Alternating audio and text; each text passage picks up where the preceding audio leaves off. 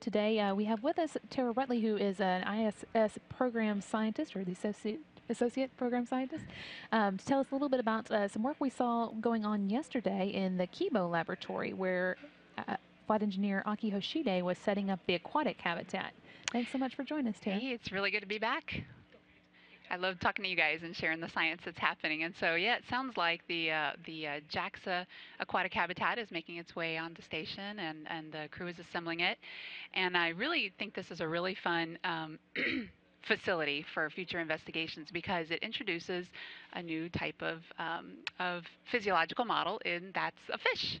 So Right. the space station will get its first fish tank, Is so it to speak. is it basically like an aquarium or? Yeah, the way the hardware is set up is that it's a system of two aquariums, and each one is about half a liter. And the system can support anywhere from 8 to 12 fish, if they're zebrafish or medaka fish. Those are the two types that will be studied here. And the system is basically kind of a lot like what you'd see on the ground in terms of keeping your fish healthy. You've got an environmental control system that has a biological filter that filters out the waste. There's a lighting control system, an LED version that gives night and day light and dark cycles, so the fish have cues because you don't get that in space Okay. station. There's automatic feeders for the fish, and there's an oxygenation system that makes sure the fish get the oxygen and the water that they need too. So it's a nice big facility that'll be located in the Kibo module of space station. And I think the first set of fish are scheduled to go up here in the fall on a Soyuz flight. Okay. So that's pretty exciting. And for some reason, I'm imagining this, the little plastic bags that you carry home from a fair when you win a goldfish. I'm probably not Yeah, like that not though. exactly, right? Because space flight's a little bit more complicated than that. These fish will go up in a small round container that will be loaded, and they have membranes that allow exchange of air for the fish, loaded with water, and then launched up on a Soyuz, and then automatically inserted into the habitat. When this piece of hardware gets inserted into the habitat, it will release the fish and fill the aquarium. So it's Okay. pretty exciting. And this isn't the first time that we've flown fish in space. Our JAXA colleagues have had a history of good experience with, especially zebrafish and medaka fish they've flown in space. That's what's going to be in this. Yeah, yes.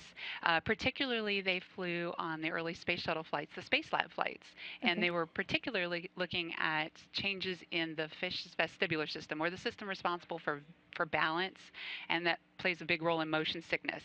So the longest that they've ever flown fish were 16 days on a shuttle flight. So what we're looking at now for space station is about a 90-day flight. So we want to be able to breed fish over 3 different generations. So the Wow. first set of fish will be born on the ground, launched into space, survive, ideally, reproduce in space, so they'll have children, and then after that, that generation will produce more fish that were pure space bred and developed. So the things that the scientists want to look at when we're talking about looking at these fish, why would you even want to do that? Longer exposure to spaceflight tells us more about something that might be applicable to the crew health. For example, you can get a good look at these particular fish's muscle system, their skeletal system, and crew on long duration space flights have a lot of changes in their muscle and their bone systems, and so we can get a little bit of information from how these fish develop and the longer they stay as well through their bone and muscle. We also can look at effects of radiation on these particular fish as well, and in fact, we may glean some really interesting information about how they develop, early development on space station, because a lot of the way even we develop, everything that develops, every living organism has this response to gravity. They develop based on this gravity vector. So it'd be really interesting to see the development progression in a situation where you take that microgravity environment away. How will these fish turn out? So I know the crew that gets these fish are excited. I've talked to them about it. They're anxious to get going on it, and it sounds like the development is progressing along. And so the first set of experiments is going to be called Medaka osteoclast. That will start in the fall when these fish go up. And osteoclast is a type of cell that's very active in breaking down the bone. It's normal. In microgravity, there seems to be a process by which they prevail and go kind of a little bit in hyperactive mode. As a result, you tend to break down more bone. So the investigators will look at the activity of the osteoclast in these fish after their long duration stay on microgravity.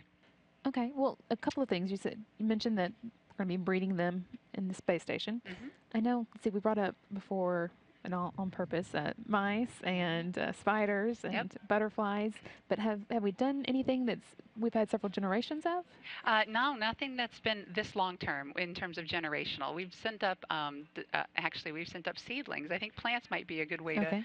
to think about it. And so one of the challenges of plant growth is to just get multi generations of, seed to seed formation. So this will be, I think, the longest going investigation set in terms of generational producing of any living organisms on Yeah, in so space. not only how the ones that started on Earth adapt to microgravity, but also the ones who have never experienced gravity at all. You got that right. Yeah, that'll Okay, be neat. interesting. And let's see, you also said that I think that it's going to last 90 days. Hmm.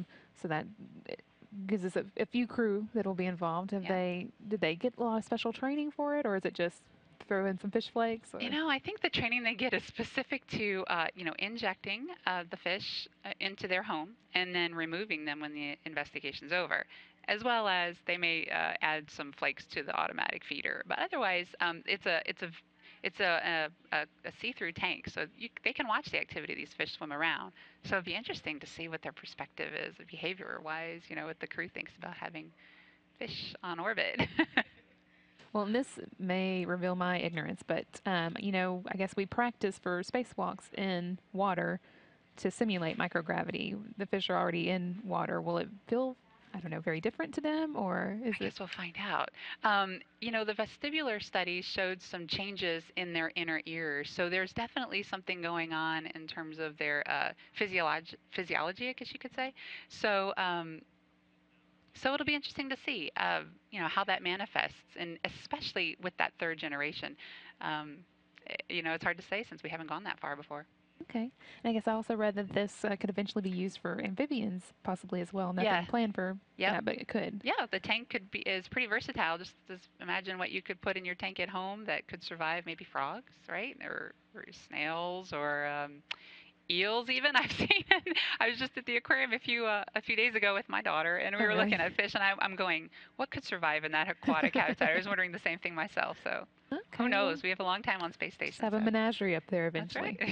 You never know.